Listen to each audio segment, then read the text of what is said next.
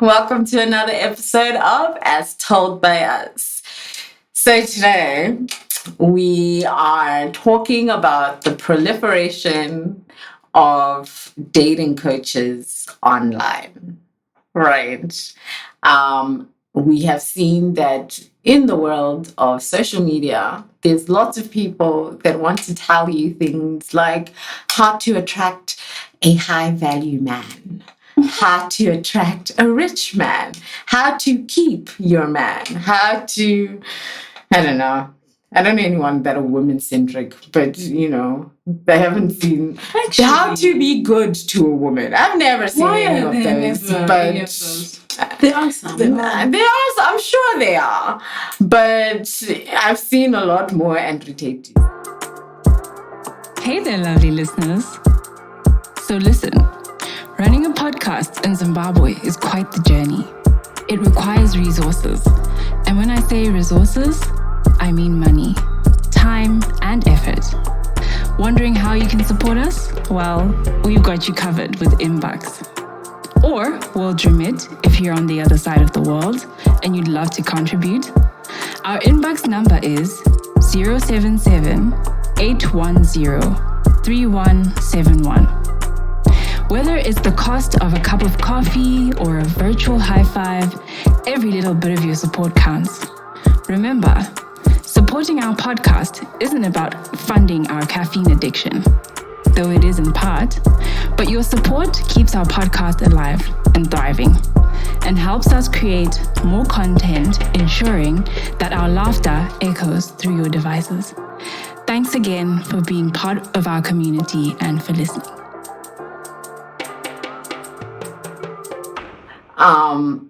But yeah, so that's what we're talking about today. Obviously, I'm sure even as I started this, there's a few dating coaches that have come to mind, right? And I'm interested to know here from the peoples. First, let's not get into the dating coaches just yet. I want to know if you've been given good dating advice and what it was, and then bad dating advice and what it was. By anyone or by anyone? Online? Actually, no, online. Did you see anything that was good and did you see anything that was bad? Let's keep it online. Yes? Yes. Yes, good or yes, bad? Explain, man. Yes, for both. There's so much. And give me one. One good, one bad. It's so hard because you're seeing like 10 a day. You know what I mean? And it becomes, I think it's two things.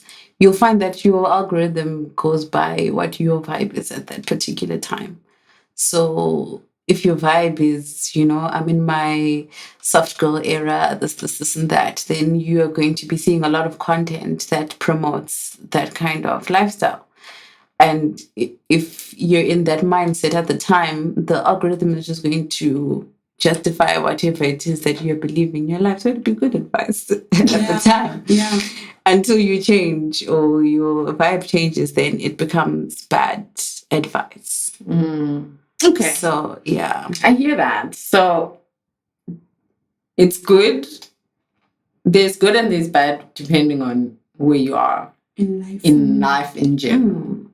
I just think it's harder now to distinguish. I feel like it's synonymous with horoscopes. You know when horoscopes are like, oh, you're a Sagittarius, you're going to have a good week and whatever. It goes with your vibe at the time. Because someone might be like, what's a dating coach I watched? I watched this other guy who was saying you need to give like timelines for like dating. If he hasn't taken you out in like a week, drop him. If he hasn't like engaged, if he hasn't asked you to be his wife in like 2 years, drop him and all of that. I'm like, yeah, this would work if it's someone who's like in a relationship for 2 years and she's just tired. And she's like, you know what, hey, bruh, it's long. Fair. Let me drop him. But if you're someone who knows like, okay, our plan is 3 years, then it's now different. So I agree. I feel like it's a lot of information all at once. And also I think because there's so much, it's also very different because you have the astrology dating coaches who will tell you if you're a Virgo, you should probably date a Taurus, right? Because you're both earth signs. Or don't date a Cancer because they're too emotional, you're a bit too detached, right? What do you think about that? Those ones, those Taurus and because I've read Taurus and Aquarius do not. Yeah, do not come together. And y'all are too. I'm an air sign. Y'all are too up in the sky. Us down here on the earth, we do believe in like those kind of things, like the compatibility. I'm not on that side of the internet. No, compatibility is, but not based on star signs. Star signs. Yeah, I think so. Because I also don't think that. The star sign sometimes though, I've just dated someone and be like, "You're such an Aquarius," or like, "You're a Gemini," and like, not that I think about it, but like, there's just some traits in you that I'm like, so I have to explain it in my head, and that's the only thing that makes sense. The fact that you're an Aquarius is the only reason I can be like, I don't know what's wrong with you except the fact that you're an Aquarius. Yeah, I take offense to that. Whatever that is, I've taken offense.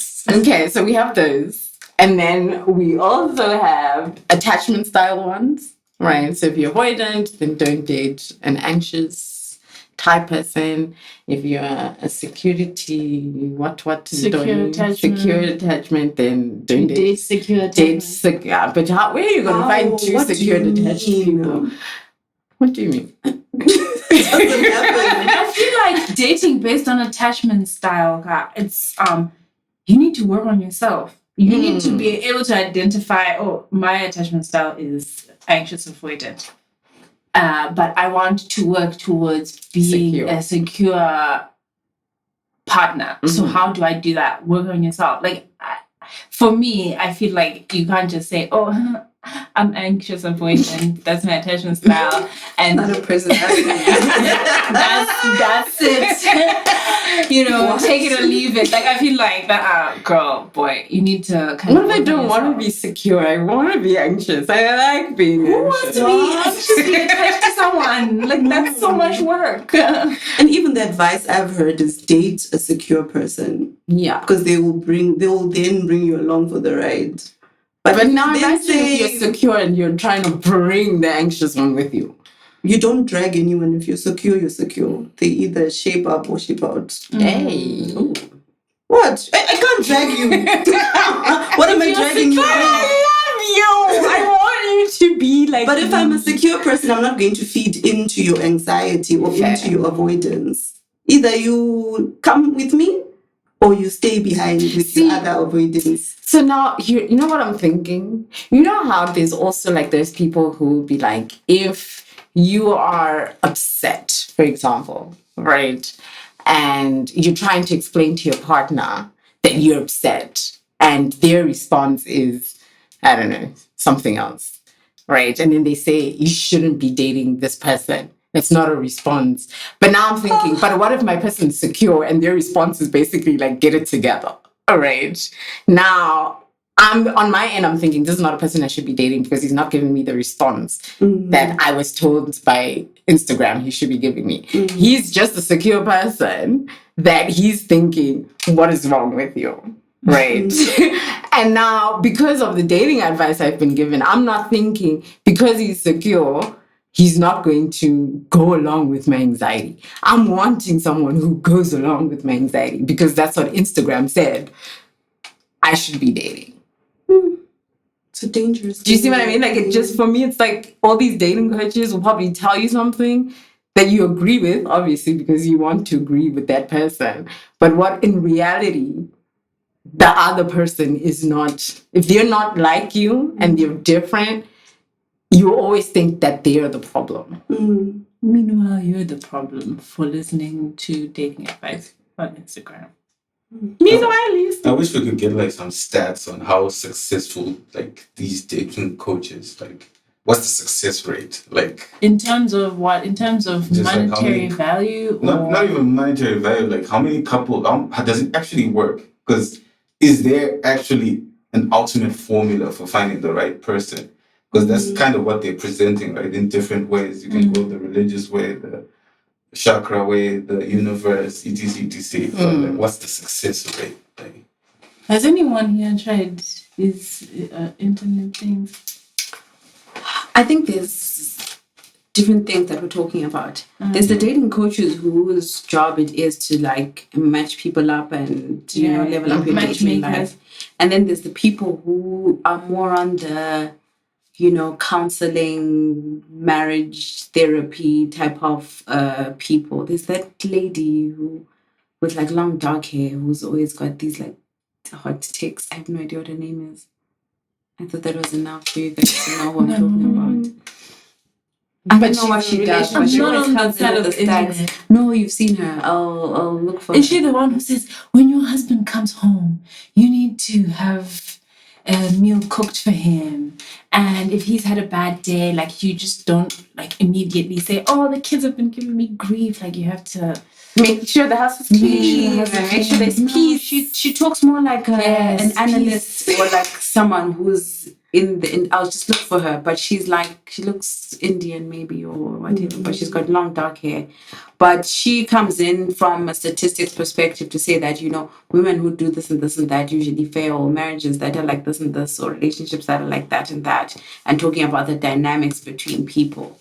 And I think that's a different perspective, which sort of kind of makes sense. Mm-hmm. But yeah, it's a lot. I think we're in an information overload. And if you don't have any discernment and how to apply things to your life, I think you're in trouble because there's so much.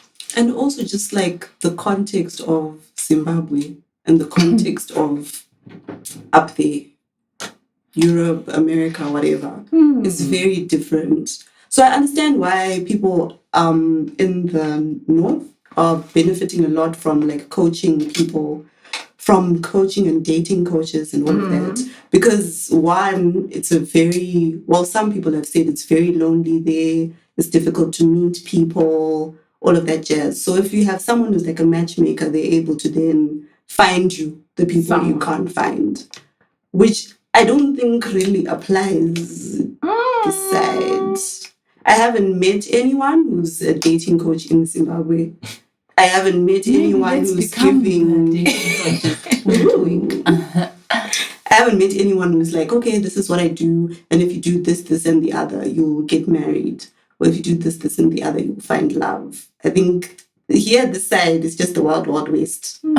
I mean, de facto, your aunties and the church aunties and those people are your dating coaches. Yeah, like just by being alive as a woman, the aunties always have an advice of some kind. But you see, the advice from the aunties is diametrically opposed to the advice on TikTok. Where's your certificate, auntie?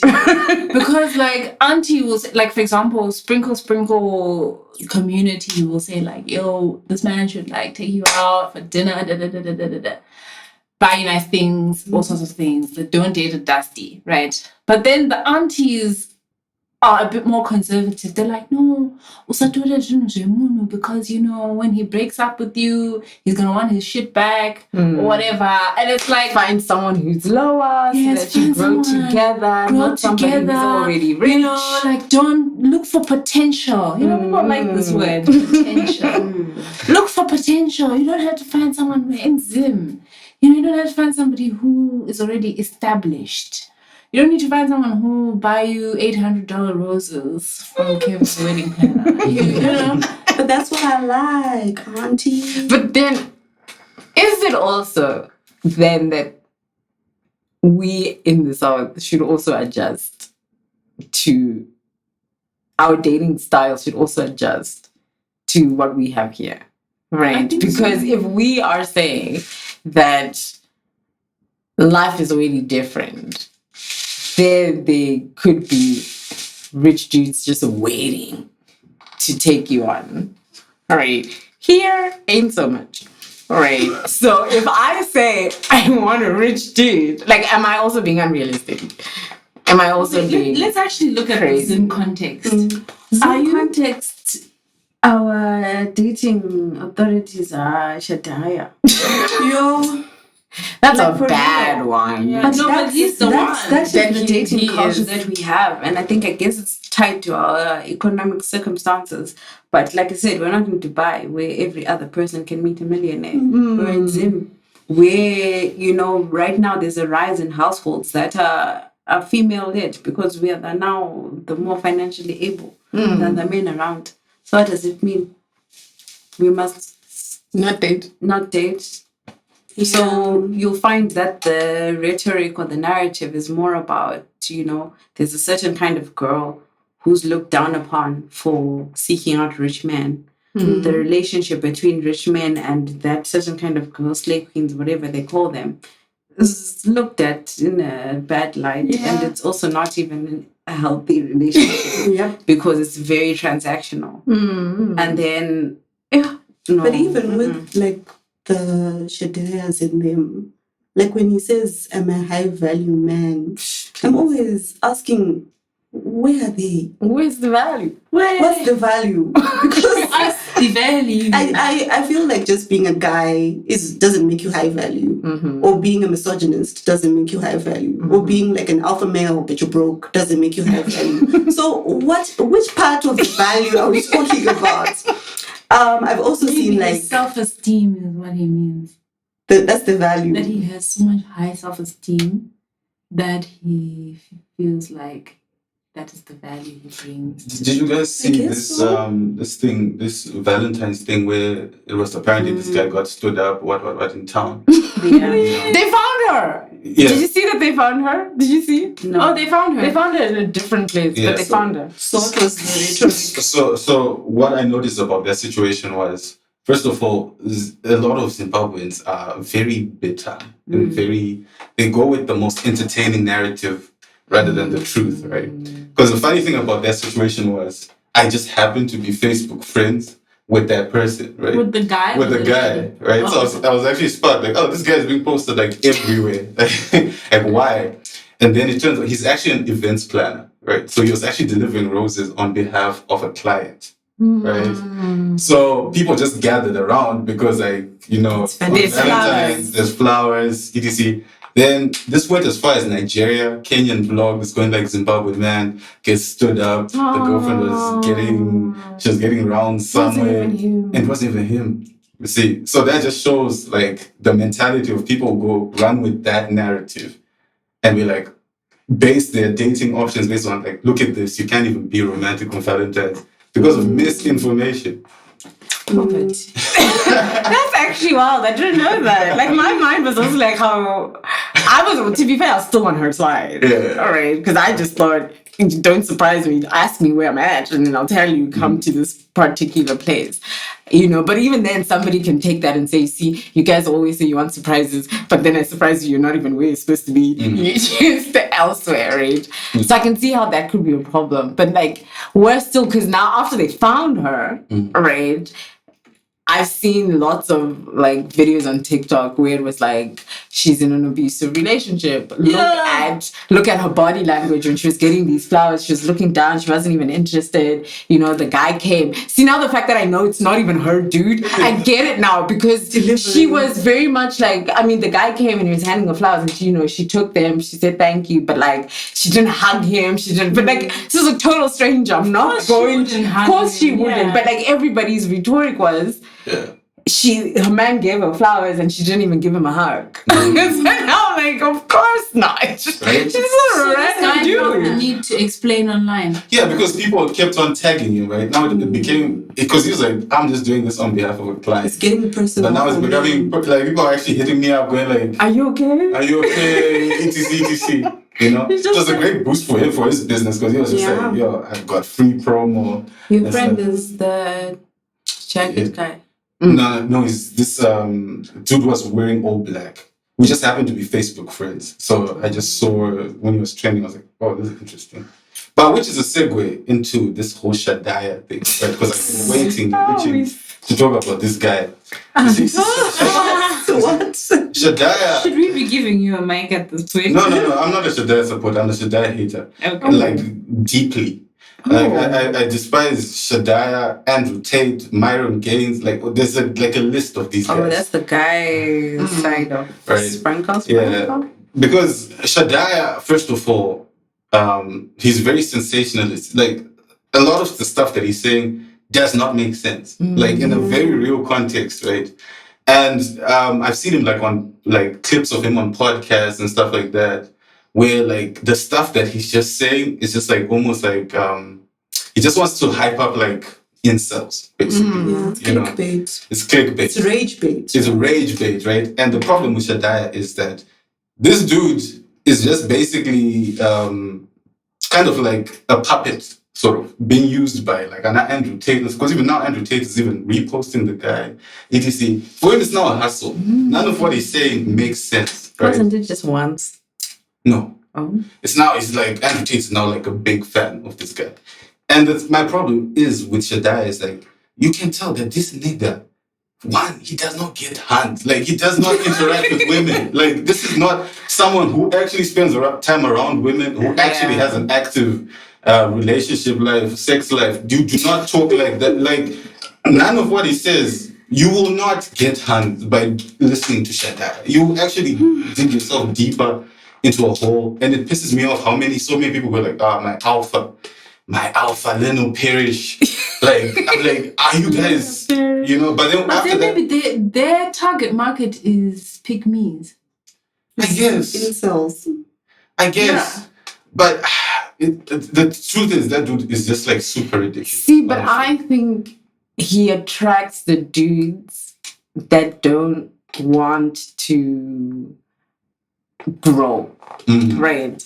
Like the guys that are happy being broke are the people that Shadaya attracts. Those are the guys that are like, yes, right? Why is she expecting so much? She must just be happy with the little that I'm giving her, right? And just be okay. These are dudes that you also don't want, right? Because you also want a person who wants to do better, who wants to grow, who wants to do something else.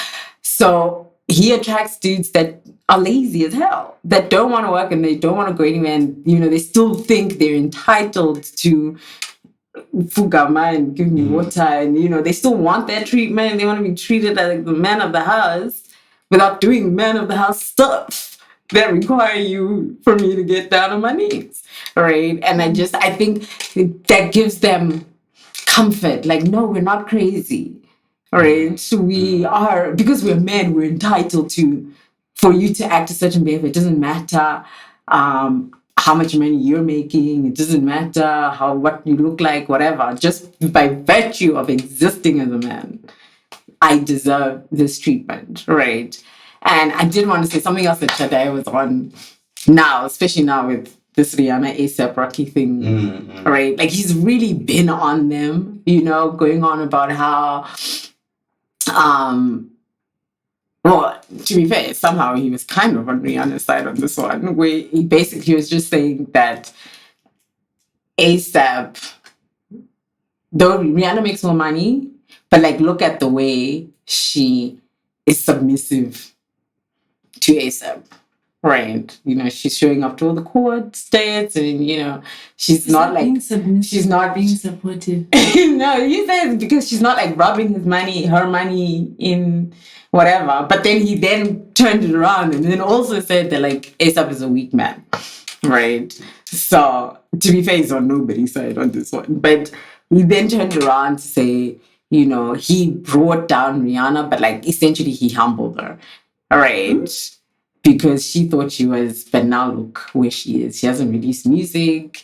She hasn't done anything. She's given him his babies. You know, he's humbled her. I don't understand what you're saying. Why are we negating the option that she may have chosen that?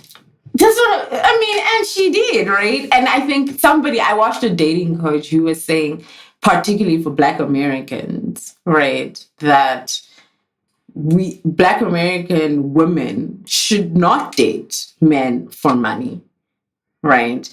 They should be looking for safety instead.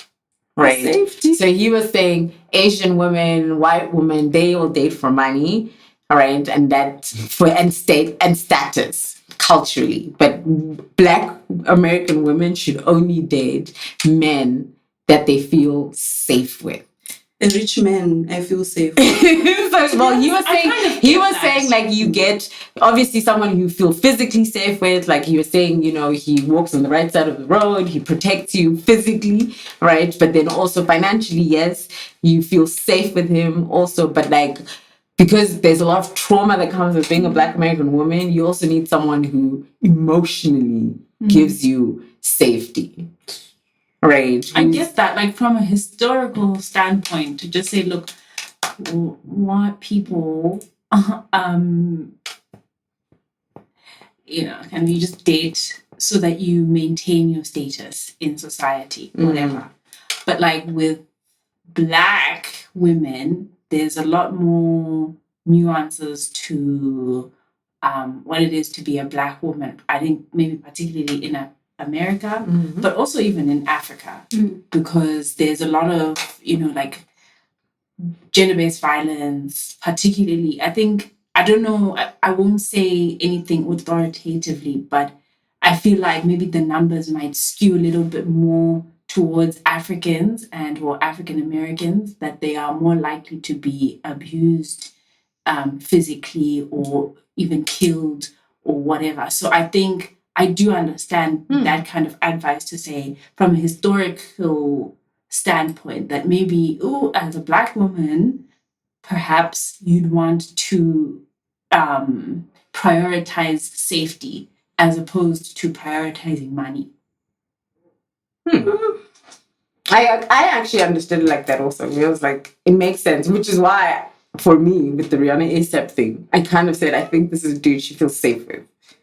Right? And she prioritized that over who's selling more records. Also, I'm pretty sure he's a But then she can cool never, dude. she, like, for someone like Rihanna, who's a billionaire. What man are you marrying? Elon. Marry Elon. You can marry a billionaire. I think it's complicated. I think her relationship history probably has more to do with why she would prioritize safety. Yeah. But I do feel like with Black women in general, we are made to want less.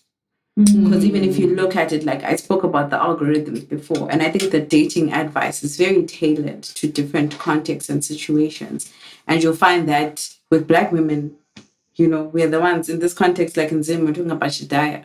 We are the ones who are not supposed to be wanting flowers because we don't deserve them. Because one person buys flowers and shows up, and then it's just like you guys are less. If you want a rich man, then there's something wrong with you. You're a low life, you're a hoe, whatever it is. So it's just like, come on, why must I limit myself to safety is like bare minimum. That's like being safe in my marriage shouldn't be something that's like so big that that's what I should limit myself to say that just look for a man who won't hit you. That's enough. But then if I say no, I want a man who won't hit me and will spoil me and like you're asking will treat me this, then it's not like, girl, who do you think you are? Or you're a gold digger. And then I should just want. I also think there's a lot of having to change yourself. Yeah. I think a lot of this advice online have to do with changing who you are to attract a certain person, right? So there's ones that will tell you, you know, masculine men like feminine women. You need to be in your feminine energy, which ultimately means you need to be more soft-spoken. You need to dress more feminine, wear more florals, wear more dresses, but like not short dresses, but kind of like longer dresses, you know, like you need to basically look like 1960s housewife, right? You need to constantly, you know, if he says, if you're in a disagreement, you know, don't raise your voice, don't shout, you know.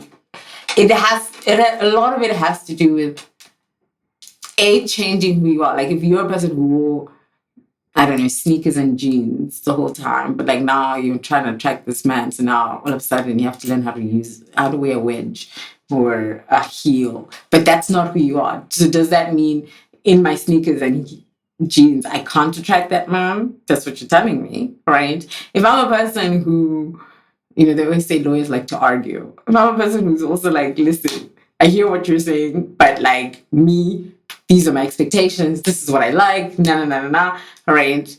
You also don't want me to do that. You want me to be more demure and mindful and cutesy, right? So now even in an argument, I can't express myself. There are those that tell you like, don't send him paragraphs. You know, if you're unhappy about something, don't send him paragraphs. Just ignore him. What? Right. And then they say advice going around. Yeah, and they say don't, like, if you're upset, right, don't say you're upset. Just ignore him. He'll realize you're upset. And then if he wants you. And how does that work in terms of communication? No, because then they'll say if he wants you, he'll come back. He'll like come begging. Right? If he doesn't want you, he'll be like, it's okay. You know? And then there are those that say never text the man first.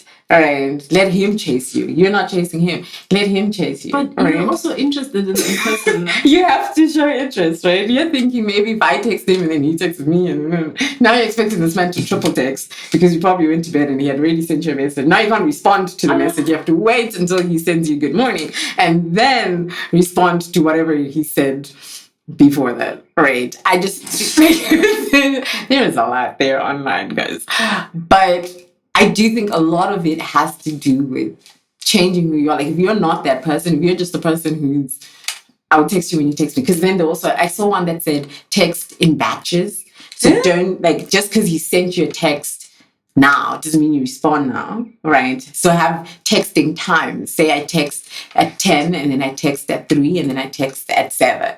So only respond to his messages. What if something happens and I want to be like... Bro. No, because now you're chasing. You're showing too much excitement. You're not supposed to show dudes you're excited. You're supposed to wait. Like, they must. Can I just say, from a man's perspective, this is, as we said it, like, it's cap. Like, if a man wants to, he will. It's very simple. Like, if you're not getting the energy that you want, like, just leave the situation. We are very aware of what we want in relationships. Me, triple text, 4 texts, what?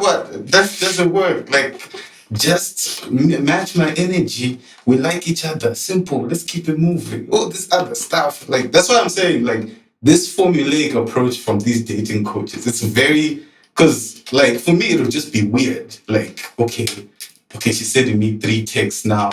Okay, tomorrow, it's weird. Like, can we just talk like normal people? It's very strange. It's manufactured. Yeah. Like, it doesn't work.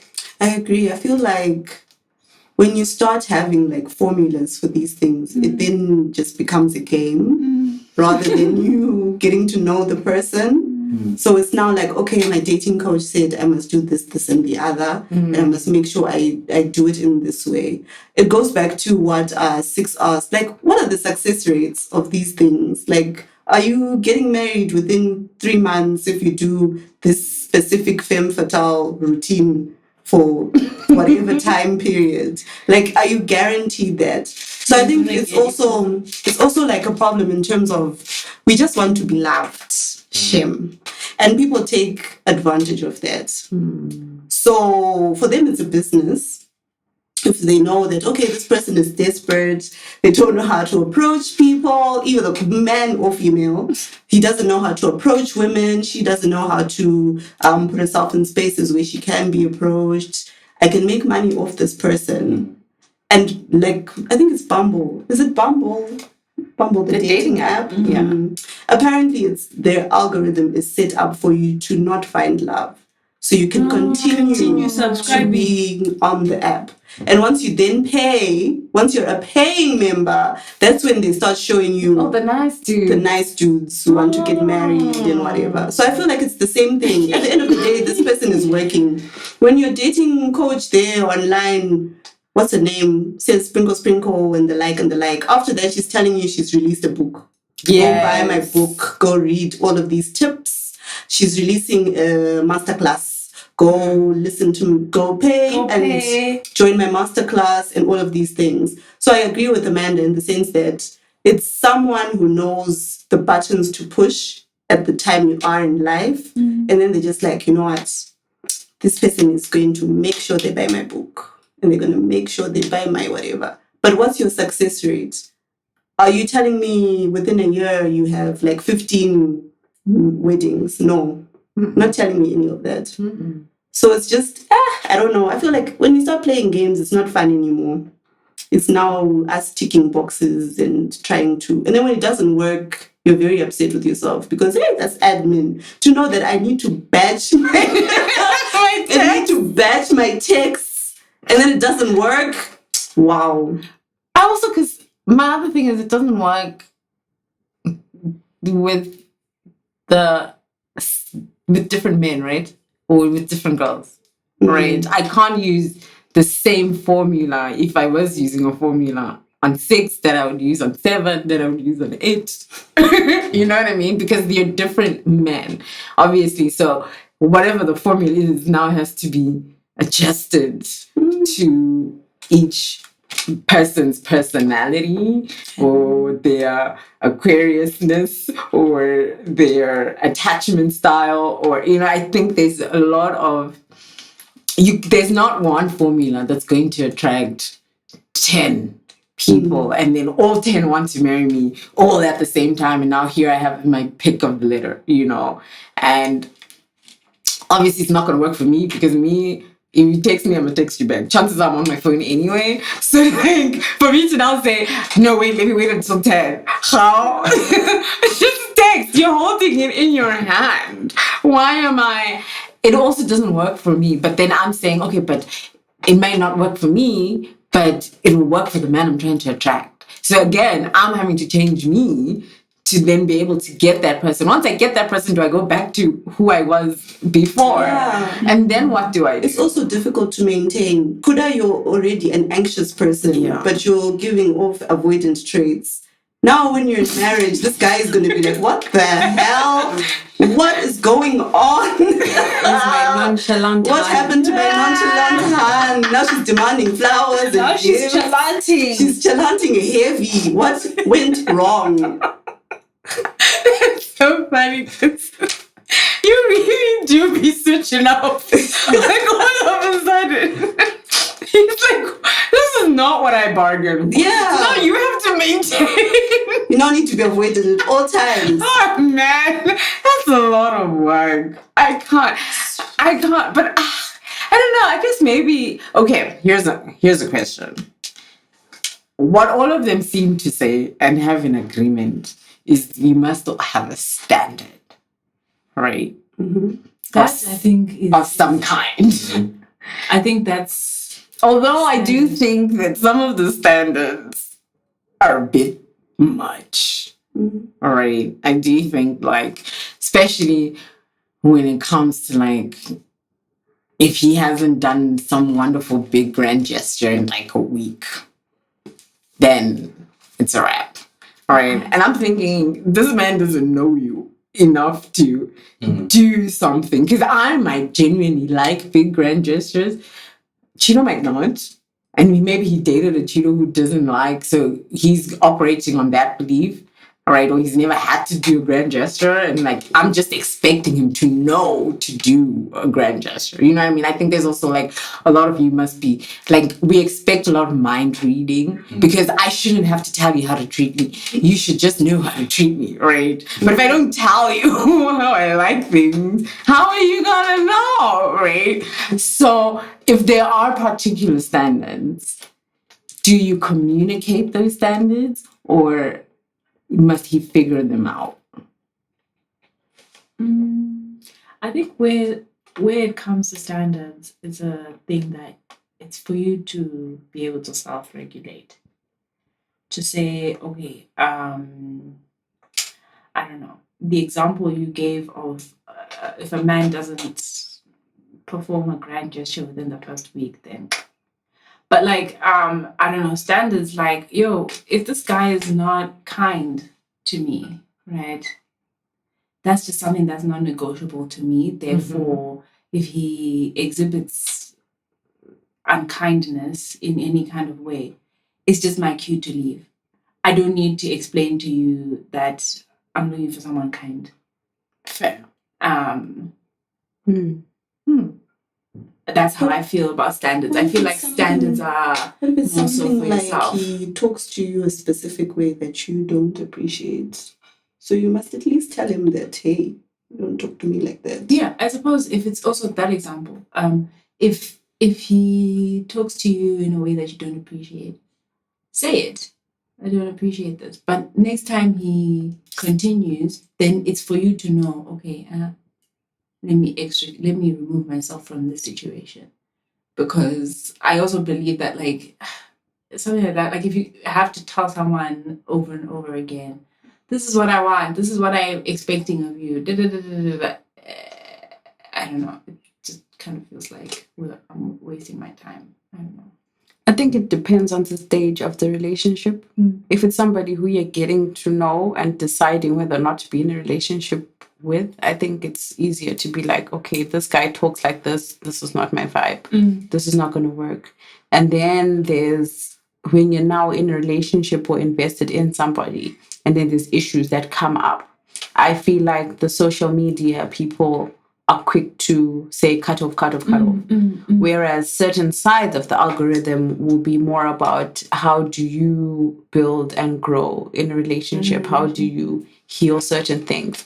And I think really there's a difference between what is being pushed to Black women and like other parts of society where like family is big and it's like really more wholesome, but we're being told, cut off, be materialistic. If he's can't afford a certain lifestyle, then cut him off, go for money and this and that.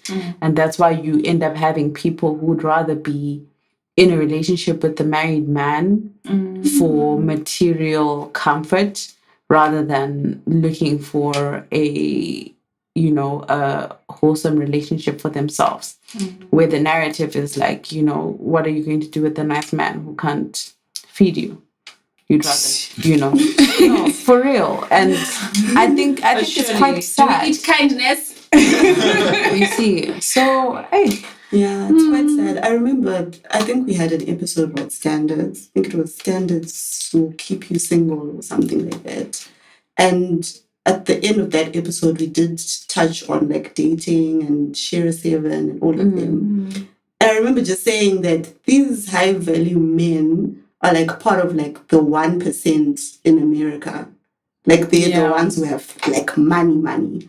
Like they have money. And then the other people are just average Joes who are like going to work and making a living and all of that. So now if you then make everyone aspire for the 1%, what are your chances? Like what are your chances of actually attracting the 1%? Why not just try and find someone who your standards, your small standards, you're able to align with and keep it moving. I can't post my small standards. But at the end of the day, they're your standards that you have set. You found someone who you actually want. You can't be posting your bins. That's not Instagrammable, bro. Like, because the issues. Then you Instagram what's Instagrammable. You leave your relationship out of Instagram. Okay? Yeah, but you see, my whole thing is think about like in this world that we live in. Think about say it's your birthday. Right. Say all of us are married. Right. And I have a dude who's very wholesome, treats me very nicely, but he's probably just right now just not papered. Right. One of you was lucky enough to find a 1%er. So you'd feel some type of way if I got a Jeep for my birthday and then when your birthday rolls around, he's written you a poem. Chances are I'm going to be like, but look at what it is this dude got her. Like you're now trying to see, this is how we get to like now I'm trying to aspire to a life that I don't have. Like I have a decent dude, like he's a really great guy.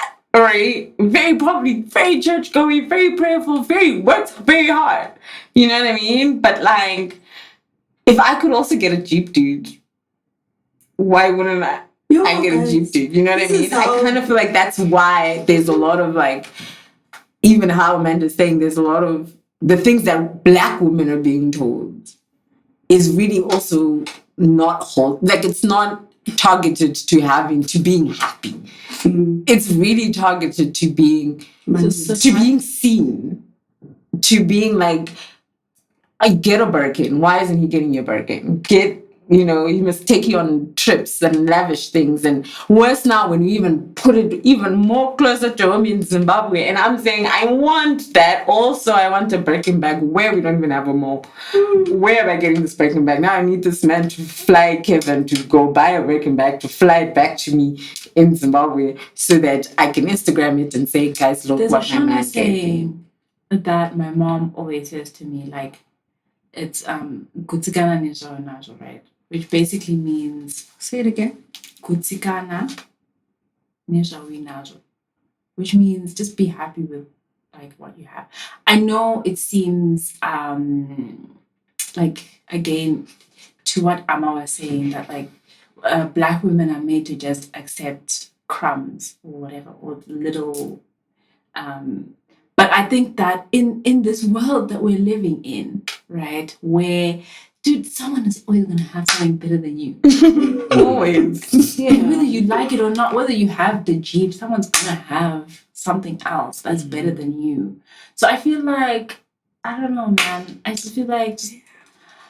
I wanted to speak on this high-value male situation. Sorry to cut you. No, it's fine, it's fine.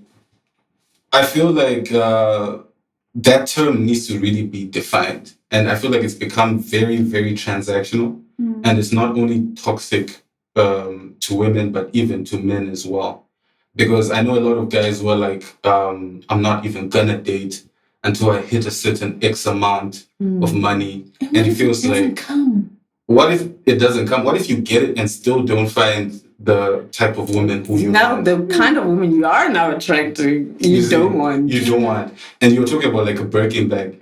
Like, you can get a Birkin, but there's certain life situations which you can't throw money at. Like, how is this person when you're bereaved? How is this person when you're sick? How is this person? So I think... Buy your Birkin bag. Come get your Birkin, baby. Easy so. But like, I feel like a high value man is a man who brings value to your life, the type of value that you actually want, the things that you actually need. Not necessarily it's in a certain amount that makes a man a high value male. Because if you have a man who's intentional and who's actually who's actually putting effort into going on dates, taking you out, listening to what you actually like. Speak on it. That's a high value male. Yeah. Rather than waiting for like a quote unquote binga and assuming that he's just going to be a perfect person because he has this amount in his bank account. Because he could be an unkind person. True. I have a question. So like at work we were talking about something similar. And it was like, yo, what would you do if a guy, maybe you're talking to him, or maybe you've just started dating, and he's like, yo, I want to take you out for lunch, whatever. Then he takes you to go have like pork pies and a Mirinda, right? Like dollar deals or something like that. So basically the question was like, is that a kind of person that you would go for? Or like, okay, I'm gonna let's just say yeah, I think you're 2 weeks into, maybe you're talking stage. The thing is, I think some of these things we also need to use our logic and common sense, right? There's a certain guy who, if you like him, you guys will sit down and eat pork pies and Mirinda. Fair. And context matters. You know, sometimes say maybe you're on a road trip or you're around and you're now hungry. The closest place is like a service station and that just happens to be what's there. Maybe you actually like pork pies. But then if you're a person who's so fixated with like standards and you know how do people think and look, then you're going to not see the guy in front of you, but you're busy calculating to say, why is he doing me a pork pie or instead of this? And even if it's somebody who can actually just like get in the car and take you somewhere else, they're looking at your character and saying that, okay, you're missing the point and you guys then don't have a connection. So really, I think it's just about Imagine it was a sense. test the whole time. Yes, Imagine it was like somebody a even billionaire, mentioned that. It was and like, it was a but, test the People whole these time. days do be testing you like that. Like sometimes I just wanted to see what you'd say. I just want to see what you said. But I just wanted you to know that I actually got paper. yeah. But you acted like an idiot. My man shouldn't be testing me like that, though. Yeah, I wouldn't want to be tested. Yeah, I think if he's going out of his way to like elaborately, put you in a weird situation, that's also weird. That's not my man. But just have common sense. Some things just like it, just be in the moment. You know what I mean? If you guys are hungry and then there's a guy in the corner and what does he have? He's got ice creams, he's got pork pies, he's got this and that. And then he's like, oh, do you want a pork pie? Yeah. Are you not going to say, This is not a real date. okay, you don't like the pork pie? No, it's cool. Just have water. Fine. But like, just Have you see your really sense. observed like people who are in love, like how like childish and like it's low key corny. Like when you look at it, like, what are they doing? Like, but they're having such a great time doing the most mundane stuff, right? So I feel like sometimes we always look at like what are going to be the highlights of the relationship, like where is he gonna take you, what is he gonna get you. But we do know that life is not like just a highlight reel, right? There's like definitely you're gonna go through tough shit, and you need someone there who's gonna actually be able to support you when you're actually facing something that's like, or if it's a life-threatening condition or something like that. Anything can happen in life, right? Now if you have someone who's just like, no, said, so I got cancer. Yeah, let's go to La Parada. You know? What you mean? Honestly, I think it's also just each to his own, hey? Because I think sometimes you can be a girl who's like about your aesthetics. You have a certain image, you have a certain lifestyle. For sure, don't settle for the pork pie guy or even who thinks it's cool, ironically. Go for the guy who also is into what you want, and you guys will probably be happy because you get each other. It's just like there's just no formula to this stuff. And the algorithm will show you what aligns with you. And I think that's also fine because it's sprinkle people and live your sprinkle lives. I just think compatibility, right? And I do honestly think that there are a lot of really decent good dudes that get very much overlooked, Shem, in this time that we're at, right? I do think that, but I also can't support, I don't want to say, I need to find another way to rephrase it. I can't support you settling for crumbs when you know you are settling for crumbs. Okay. I also can't tell you that like just any dude will do and it will be fine. Right. I do think having a certain, the things that will make you happy. Right. The kind of lifestyle that you want, and you should have that, and you should have that with someone that wants to have that with you, and somebody you can have a good time with and eat a pork pie with if you want to. But so basically date your type. Date your type. Date your type. Date your type. And don't date a dude who's threatened by like your accomplishments or where your station in life. Those ones hate you. Yeah, because it'll filter into everything else. Like if you feel like okay, muno wangu ane master's degree, girl, you don't have the master's degree, and you feel like no, so I need to control her in some other way. Like don't be with like don't date like that type. Don't it will never, and they will never change. It's a character flaw. So in conclusion, date your type.